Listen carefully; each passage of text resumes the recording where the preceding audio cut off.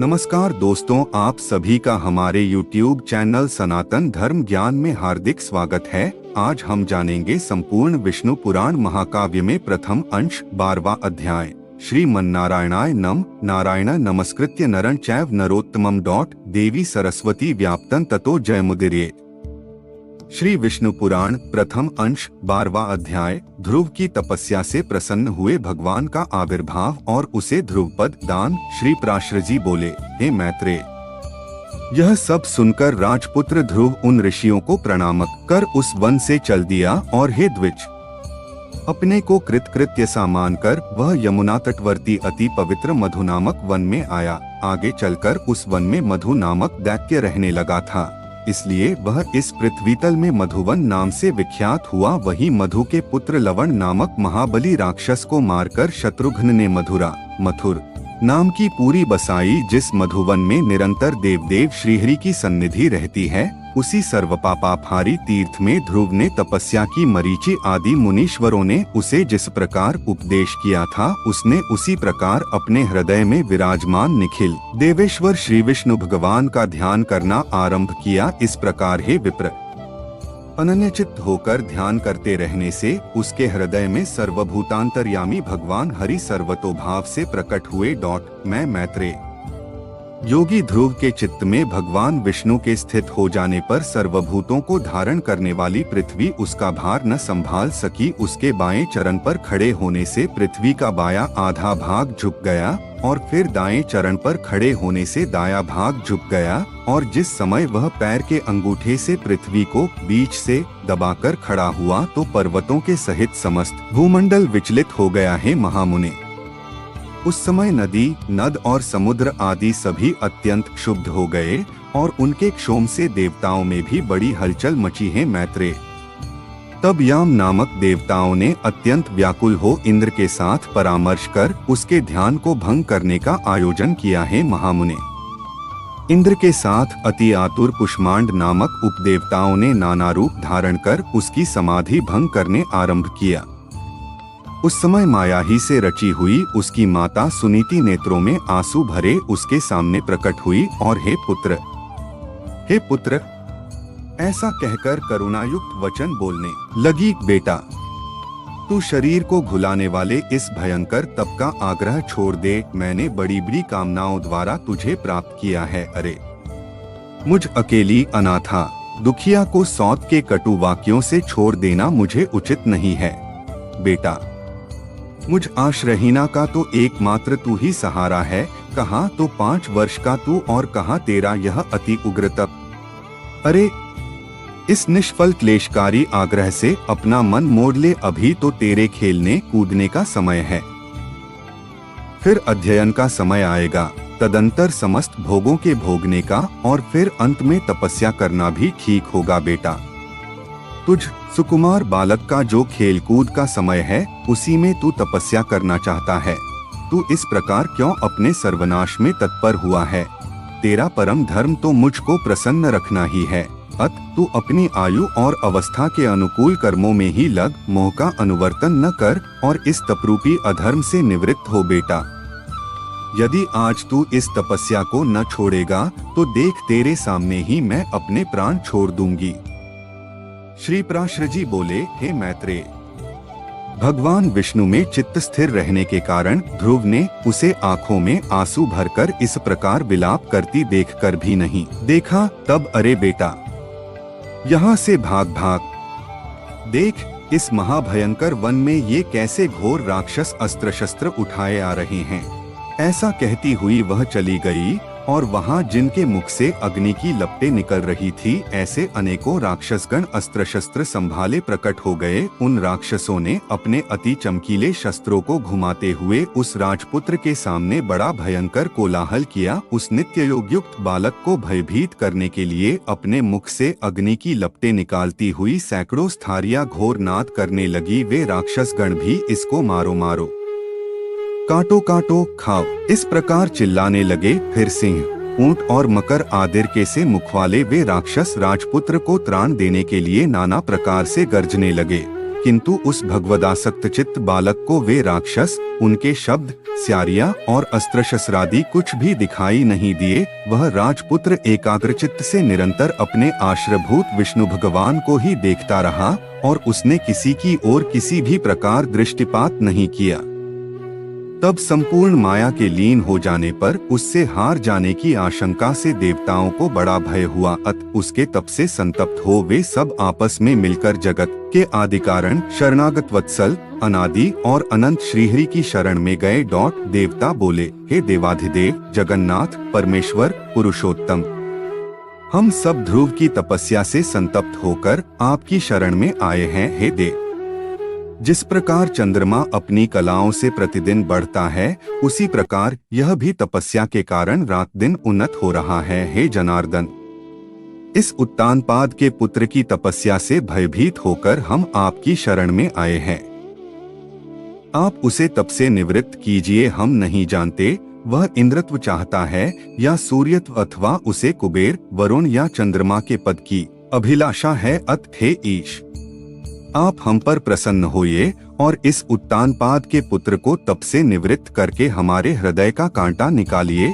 श्री भगवान बोले, हे सुरगण, उसे इंद्र, सूर्य, वरुण अथवा कुबेर आदि किसी के पद की अभिलाषा नहीं है। उसकी जो कुछ इच्छा है वह मैं सब पूर्ण करूंगा। हे देवगण, तुम निश्चिंत होकर इच्छानुसार अपने अपने स्थानों को जाओ। मैं तपस्या में लगे हुए उस बालक को निवृत्त करता हूँ। श्री पराशर जी बोले, देवाधिदेव भगवान के ऐसा कहने पर इंद्र आदि समस्त देवगण उन्हें प्रणाम कर अपने अपने स्थानों को गए। सर्वात्मा भगवान हरि ने भी ध्रुव की तन्मयता से प्रसन्न हो उसके निकट चतुर्भुज रूप से इस प्रकार कहा।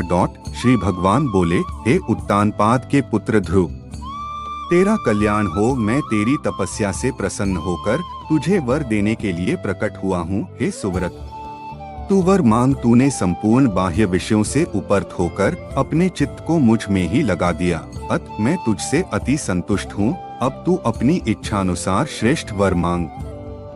श्री पराशर जी बोले, देवाधिदेव भगवान के ऐसे वचन सुनकर बालक ध्रुव ने आंखें खोली और अपनी ध्यानावस्था में देखे हुए भगवान हरि को साक्षात अपने सम्मुख खड़े देखा। श्री अच्युत को किरीट तथा शंख, चक्र, गदा, शांगधनुष और खड्ग धारण किए देख उसने पृथ्वी पर सिर रखकर प्रणाम किया और सहसा रोमांचित तथा परम भयभीत होकर उसने देवदेव की स्तुति करने की इच्छा की, किंतु इनकी स्तुति के लिए मैं क्या कहूँ। काया कहने से वह चित्त में व्याकुल हो गया और अंत में उसने उन देवदेव की ही शरण ली। ध्रुव ने कहा, भगवन, आप यदि मेरी तपस्या से संतुष्ट है तो मैं आपकी स्तुति करना चाहता हूँ। आप मुझे यही वर दीजिए। श्री पराशर जी बोले, हे द्विजवर्य। तब जगतपति श्री गोविंद ने अपने सामने हाथ जोड़े खड़े हुए उस उत्तानपाद के पुत्र को अपने वेदमय शब्द के अंत वेदांतमय भाग से छू दिया। तब तो एक क्षण में ही वह राजकुमार प्रसन्न मुख से अति विनीत हो सर्वभूताधिष्ठान श्री अच्युत की स्तुति करने लगा। ध्रुव बोले, पृथ्वी, जल, अग्नि, वायु, आकाश, मन, बुद्धि, अहंकार और मूल प्रकृति, ये सब जिनके रूप है उन भगवान को मैं नमस्कार करता हूँ जो अति सूक्ष्म, सर्वव्यापक और प्रधान से भी परे हैं। वह पुरुष जिनका रूप है उन गुणभोक्ता परम पुरुष को मैं नमस्कार करता हूँ। हे परमेश्वर, पृथ्वी आदि समस्त भूत, गंधादि उनके गुण, बुद्धि आदि अंत करण चतुष्टय तथा प्रधान और पुरुष जीव से भी परे जो सनातन पुरुष है, उन आप निखिल ब्रह्मांड नायक के ब्रह्मभूत शुद्ध स्वरूप आत्मा की मैं शरण हूँ। हे सर्वात्मन, हे योगियों के चिंतनीय, व्यापक और वर्धनशील होने के कारण आपका जो ब्रह्मा नामक स्वरूप है, उस विकार रहित रूप को मैं नमस्कार करता हूँ। हे प्रभो, आप हजारों मस्तकों वाले, हजारों नेत्रों वाले और हजारों चरणों वाले परम पुरुष है। आप सर्वत्र व्याप्त है और संपूर्ण ब्रह्मांड को व्याप्त कर 10 गुण महाप्रमाण स्थित है। श्री भगवान बोले, हे ध्रुव, तुमको मेरा साक्षात दर्शन प्राप्त हुआ, इससे अवश्य ही तेरी तपस्या तो सफल हो गई, परंतु हे राजकुमार, मेरा दर्शन भी तो कभी निष्फल नहीं होता, इसलिए तुझको जिस वर की इच्छा हो वह मांग ले। मेरा दर्शन हो जाने पर पुरुष को सभी कुछ प्राप्त हो सकता है। ध्रुव बोले, हे भूत भव्येश्वर भगवन, आप सभी के अंत करणों में विराजमान है। हे ब्राह्मण, मेरे मन की जो कुछ अभिलाषा है वह क्या आपसे छिपी हुई है? तो भी हे देवेश्वर, मैं दुर्विनीत जिस अति दुर्लभ वस्तु की हृदय से इच्छा करता हूँ उसे आपकी आज्ञानुसार आपके प्रति निवेदन करूँगा। हे समस्त संसार को रचने वाले परमेश्वर, आपके प्रसन्न होने पर संसार में क्या दुर्लभ है? इंद्र भी आपके कृपाकटाक्ष के फलरूप से ही त्रिलोकी को भोगता है। प्रभु, मेरी सौतेली माता ने गर्व से अति बढ़ बढ़कर मुझसे यह कहा था कि जो मेरे उदर से उत्पन्न नहीं है उसके योग्य यह राजासन नहीं है। अत हे प्रभु, आपके प्रसाद से मैं उस सर्वोत्तम एवं अव्यय स्थान को प्राप्त करना चाहता हूँ जो संपूर्ण विश्व का आधारभूत हो। श्री भगवान बोले, अरे बालक, तूने अपने पूर्व जन्म में भी मुझे संतुष्ट किया था, इसलिए तू जिस स्थान की इच्छा करता है उसे अवश्य प्राप्त करेगा। पूर्व जन्म में तू एक ब्राह्मण था और मुझ में निरंतर एकाग्रचित्त रहने वाला, माता पिता का सेवक तथा स्वधर्म का पालन करने वाला था। कालांतर में एक राजपुत्र तेरा मित्र हो गया। वह अपनी युवावस्था में संपूर्ण भोगों से संपन्न और अति दर्शनीय रूपलावण्य युक्त था। उसके संग से उसके दुर्लभ वैभव को देखकर तेरी ऐसी इच्छा हुई कि मैं भी राजपुत्र हो। अत हे ध्रुव, तुझको अपनी मनोवांछित राजपुत्रता प्राप्त हुई और जिन स्वयंभुवमनु के कुल में और किसी को स्थान मिलना अति दुर्लभ है, उन्हीं के घर में तूने उत्तानपाद के यहाँ जन्म लिया।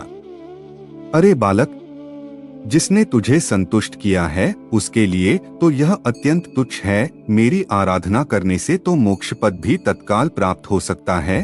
फिर जिसका चित्त निरंतर मुझ में हो लगा हुआ है उसके लिए स्वर्गादि लोकों का तो कहना ही क्या है।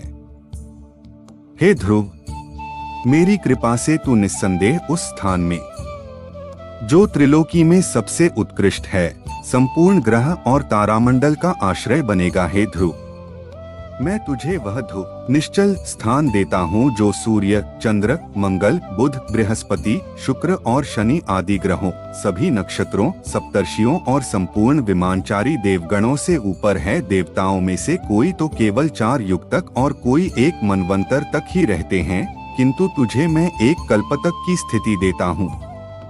तेरी माता सुनीति भी अति स्वच्छ तारारूप से उतने ही समय तक तेरे पास एक विमान पर निवास करेगी और जो लोग समाहित चित्त से सायंकाल और प्रातः काल के समय तेरा गुण कीर्तन करेंगे उनको महान पुण्य होगा।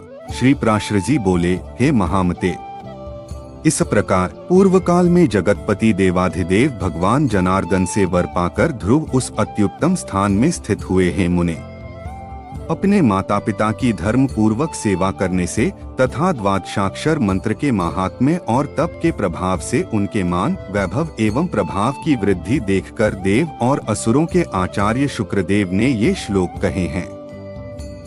अहो, इस ध्रुव के तप का कैसा प्रभाव है! अहो, इसकी तपस्या का कैसा अद्भुत फल है जो इस ध्रुव को ही आगे रखकर सप्तर्षिगण स्थित हो रहे हैं। इसकी यह सुनीति नाम वाली माता भी अवश्य ही सत्य और हितकर वचन बोलने वाली है। संसार में ऐसा कौन है जो इसकी महिमा का वर्णन कर सके। जिसने अपनी कोख में उस ध्रुव को धारण करके त्रिलोकी का आश्रयभूत अति उत्तम स्थान प्राप्त कर लिया, जो भविष्य में भी स्थिर रहने वाला है। जो व्यक्ति ध्रुव के इस दिव्यलोक प्राप्ति के प्रसंग का कीर्तन करता है वह सब पापों से मुक्त होकर स्वर्गलोक में पूजित होता है। वह स्वर्ग में रहे अथवा पृथ्वी में कभी अपने स्थान से च्युत नहीं होता तथा समस्त मंगलों से भरपूर रहकर बहुत काल तक जीवित रहता है। इति श्री विष्णु पुराणे प्रथमेशे द्वादशोध्याय। डिस्क्लेमर, इस लेख में दी गई जानकारी सामग्री गणना की प्रामाणिकता या विश्वसनीयता की गारंटी नहीं है। सूचना के विभिन्न माध्यमों, ज्योतिषियों, पंचांग प्रवचनों, धार्मिक मान्यताओं, धर्म ग्रंथों से संकलित करके यह सूचना आप तक प्रेषित की गई है। हमारा उद्देश्य सिर्फ सूचना पहुंचाना है। पाठक या उपयोगकर्ता इसे सिर्फ सूचना समझकर ही लें। इसके अतिरिक्त इसके किसी भी तरह से उपयोग की जिम्मेदारी स्वयं उपयोगकर्ता या पाठक की ही होगी।